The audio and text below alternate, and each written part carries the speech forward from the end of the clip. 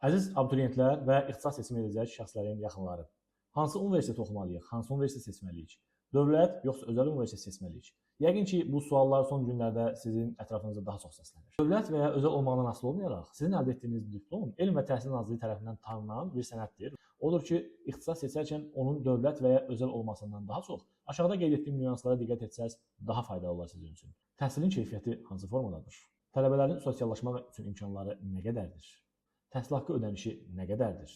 Universiteti bitirəndən sonra iş imkanları nə dərəcədir? Tədris olunan ixtisaslar əmək bazarının tələblərinə uyğundurmu? Universitet yataqxanası və yaxud da müvafiq digər şəraiti varmı? Universitet öz tələbə və məzunlarına münasibəti hansı formadadır? Bütün bunları qiymətləndirmək sizin üçün çətin olmamalıdır. Sosial media hesablarının vasitəsilə sizdən əvvəl həmin müəssisədə oxuyan şəxslərlə əlaqə yarada və detallı olaraq məlumat əldə edə bilərsiniz. Universitet seçimi sadəcə olaraq bu dövlətdir, bu özəldir. Buranı mənim qohumlarım daha yaxşı təriflər deyə olmamalıdır. Daha detallı, daha təhlil əsasında həyata keçirilməlidir. Universitet seçimi ilə bağlı məsləhətləşmək üçün bizim konsultasiyalardan istifadə edə bilərsiniz. Hər birinizə uğurlar arzu edirəm.